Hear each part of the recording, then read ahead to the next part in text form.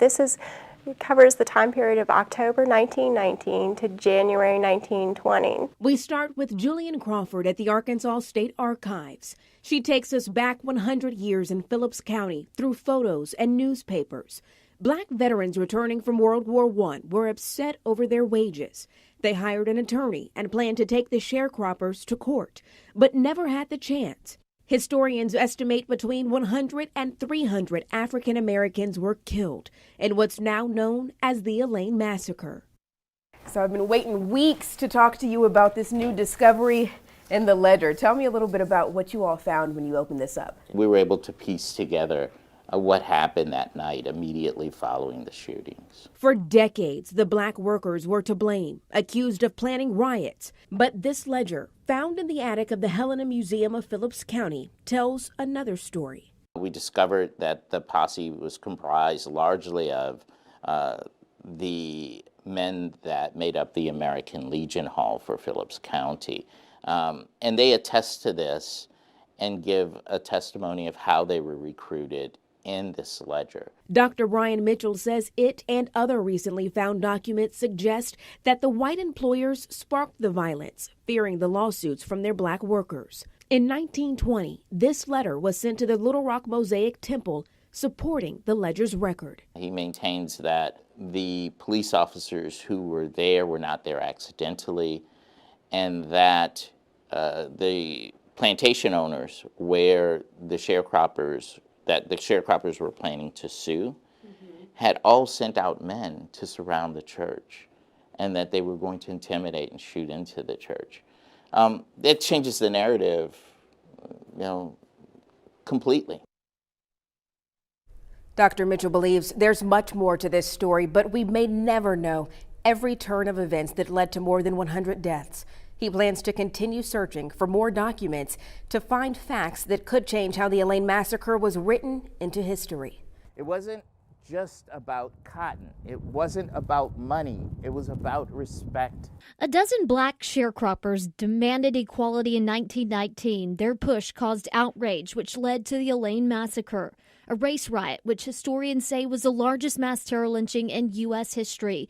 Hundreds of black men killed, 5 white men shot to death that week. They stood up, and they stood in unison. Those 12 black men became the Elaine 12 after being wrongfully convicted of murder by an all-white jury and later freed.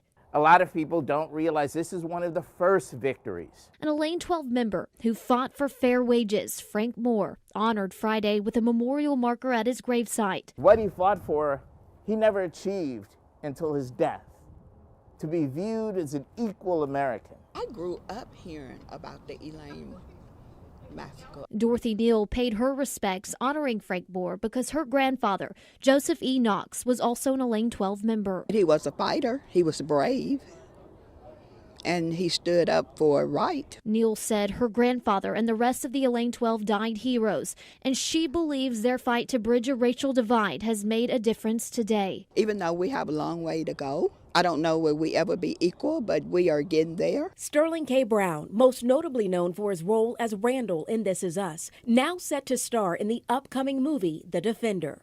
Brown will portray Scipio Africanus Jones, the self-taught Little Rock attorney who defended a dozen men wrongfully convicted of murder in the wake of the 1919 Elaine Massacre, sentenced to death by an all-white jury. Scipio Jones is an American hero. Almost 4 years after their sentencing, the U.S. Supreme Court determined the defendants had not been given a fair trial, a right protected by the Constitution. And when they appeared in the courtroom again, this time represented by Scipio Jones, all of the condemned men would later walk free. It's really long overdue, but the beautiful part about it is it's going to give people an opportunity to really see what took place, how he was able to come in and really help get these 12 men exonerated of murder, which was unheard of during that time. It's the case that made him a national legal figure, but Jones was well known for his contributions here in the historic Dunbar neighborhood long before that. You know, Scipio lived in several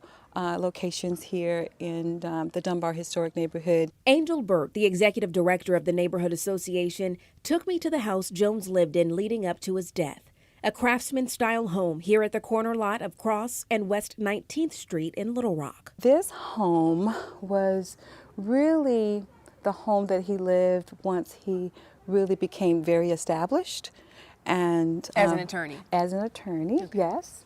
The Dunbar Horace Mann Archives and Building Project Foundation is now working on rehabilitating the house, returning it to its former glory. He is such an American icon, and he is valued not only to this community, but also to the world. And what better way is to rehabilitate the home that he lived in, and especially in his last days. So today we honor the legal skill, the persistence, the bravery, and the diplomacy of Scipio Africanus Jones. The impact of his work is very much still felt today.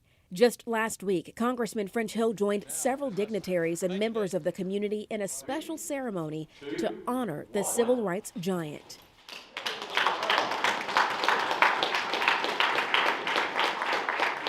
In 2020, the House passed H.R. 3317, the Scipio Jones Post Office Portrait Act, allowing a portrait of the attorney to be on display inside the Little Rock Post Office bearing his name. 2 years after the bill passed, artist Wade Hampton unveiled the portrait of Scipio Jones. It shows the defining moment he walked out of the courthouse after the Elaine 12 were released from prison, depicting the culmination of his legal career. So I wanted to create a moment of that. The portrait is an honor given to very few people.